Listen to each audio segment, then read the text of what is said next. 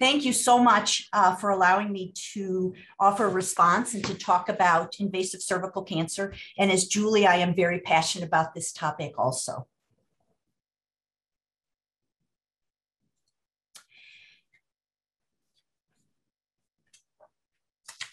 So as many of the earlier speakers spoke about early HPV infection, I wanted to really take this opportunity to talk about invasive cervical cancer. And in the current climate of trying to implement a COVID vaccine, I think most of us understand we will not see the end of invasive cervical cancer in the near future by prevention only.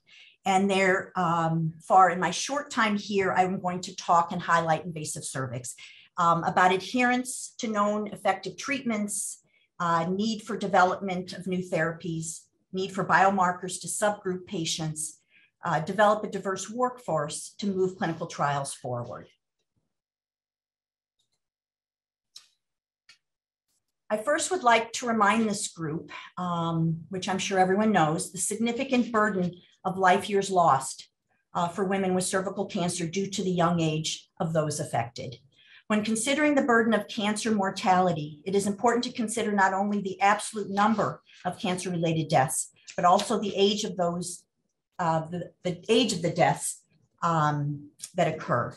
Here, two different studies, one from the US and one from Norway, provide similar results, showing 21 to 24 years of potential life lost. More critical public health efforts and research funding should be directed at preventing premature deaths. Years of life lost may be a more accurate measure than a number of total deaths.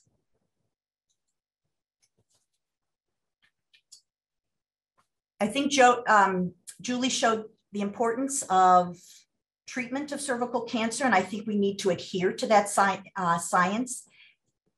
Themes we heard earlier carry over to women dealing with significant cancer burden. It starts with the lack of insurance, resources, and comorbidities leading diagnosis to later stage disease. We have multiple studies showing problems with adherence to protocols that were developed from years of clinical trials. We know how to treat many patients.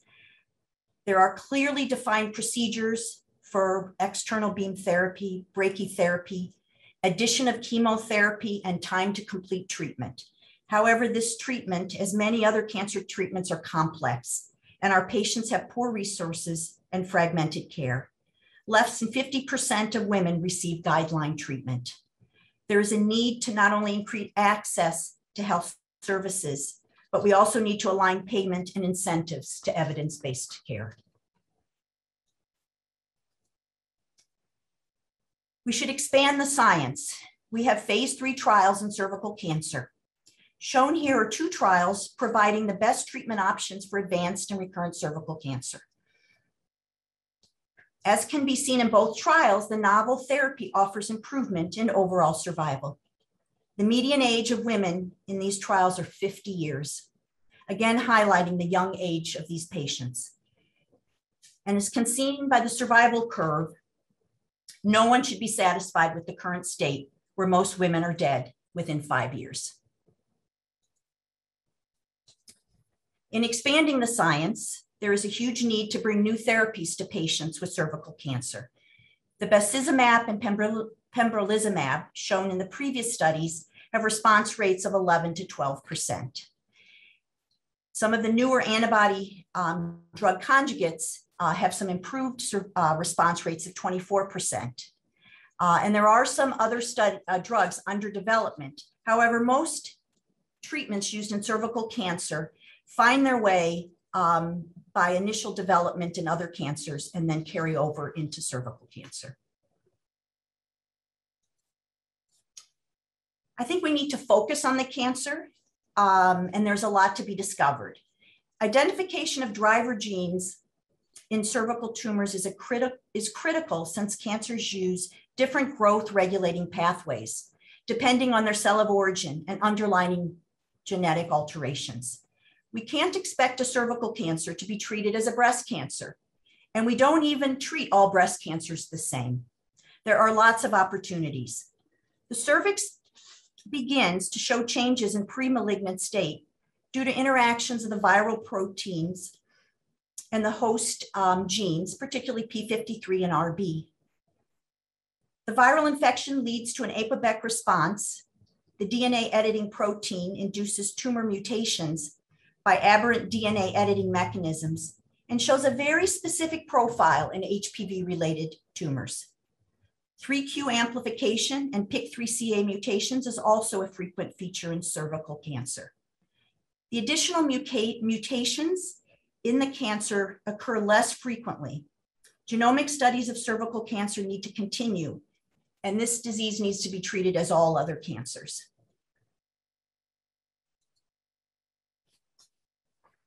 Which has previously been shown that the funding for the cancer itself is way behind what has been proposed for controlling the virus and vaccine, which is obviously very important, but there is very little current funding on the cancer itself.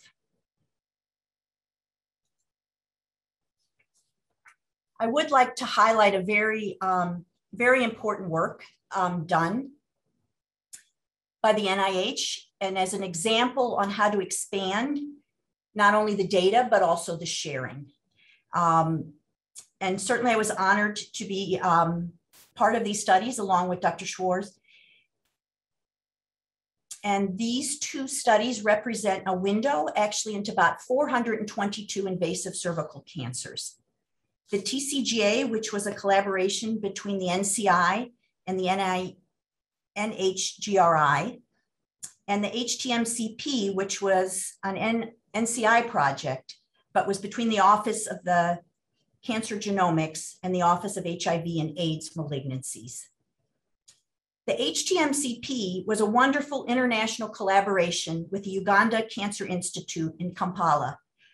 The study comprises all Black women and about half have HIV.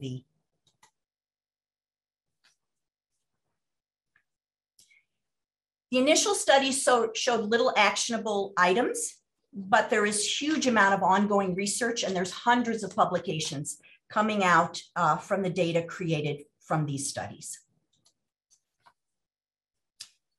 I'd like to talk a little bit about following the science, particularly since we're talking about cervical cancer and the virus integration is a major part of this cancer. And by following the science, I mean to follow the virus. HPV integration occurs at transcriptionally active, gene-dense regions and results in modification of both the viral and host gene expression. Integration can disrupt transcription binding sites, lead to regional amplification, lead to formation of extrachromosomal DNA containing oncogenes, modify the regional epigenome, activate or acquire enhancers, and new technology hopefully will help us understand more the long-range interactions impacting chromatin organization.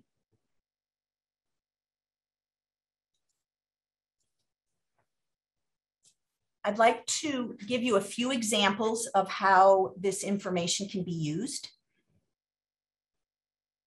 That altering the human genome should also be a better way of understanding cervical cancers and identifying specific drivers and targets for treatment. To expand our current knowledge, we are currently using residual tumor samples from the TCGA and HTMCP cohorts that already contain multi-omics data. Many of the genes we've identified through the process are also activated more broadly in invasive cervical cancer, suggesting they may not be one-off genes, where specific genomic alterations changes are found in other tumors by methods of methylation and amplification. Newer technology has helped by characterizing these tumors using long read sequencing, allowing more accurate map, structure, and identify cancer genome features that have remained undiscoverable due to the technology limitations of short read sequencing used in the previous study. Assembly of long reads offers examination of a broad region of individual alleles with associated methylation. I'm going to highlight a few of the examples on this slide.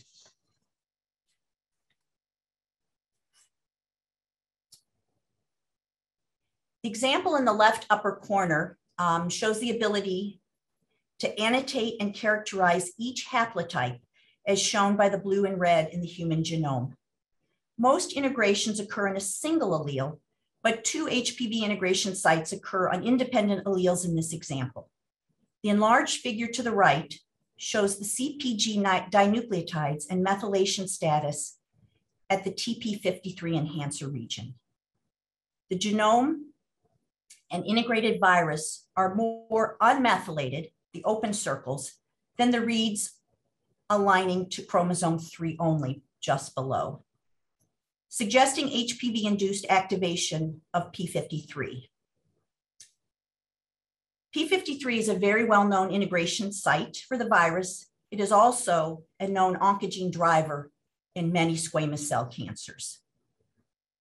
However, 90% of integration sites contain less known genes, and we think there's a huge opportunity to learn more here. Next is an example of extrachromosomal circular amplicon between 2 HPV integration sites and 2 exons of a gene from one allele. A 51 kb long read shows alignment strongly suggestive of a circular amplicon. Extrachromosomal DNA have been known to function as mobile enhancers and to contain oncogenes. The right upper corner shows allele-specific expression. Long reads from cDNA can span entire allele-specific transcripts, which provides information on fusion gene structure and function and the quantity of isoform-specific expression. We can use this to find candidate genes regulated by HPV integration. The first panel shows the major allele frequency in the DNA and RNA from 3 genes near one integration site. The RNA in red shows higher expression from one allele than would be expected from the DNA shown in blue. In the adjacent panel, the gene expression from the 3 genes is seen. The sample with the integration is the red dot versus the entire rest of the cohort showing higher expression in the integrated sample. But several tumors can also be seen with high expression, certainly worth exploring further. The left lower figure highlights the ability to examine methylation data of the virus and adjacent host genome by individual CpG sites along the genome. Finally, the right lower figure shows validation of genes in cervical cancer specific cell-based assays.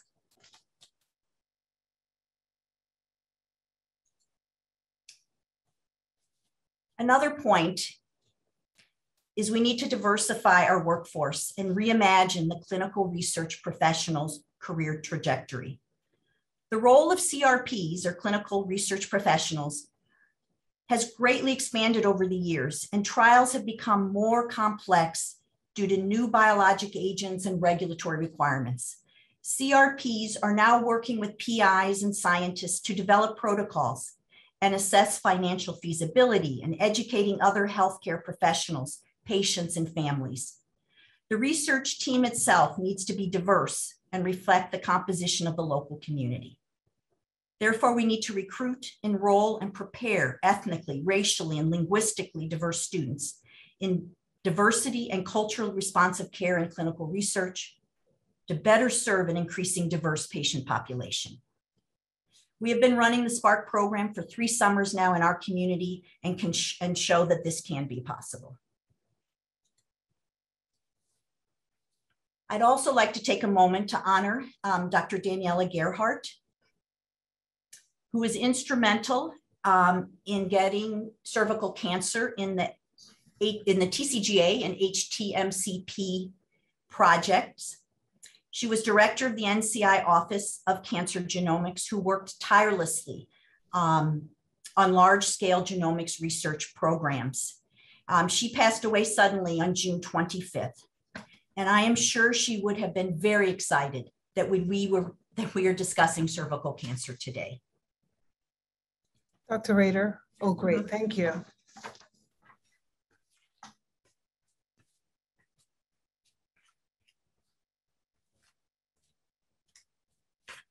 Dr. Rader, you want to just finish your last Yeah, slide? these are just the last points, is to expand the science and to study on cervical cancer until we're done. Encourage adherence by aligning payments to high quality evidence-based care, to mobilize our resources, to expand trial access, and to develop the workforce.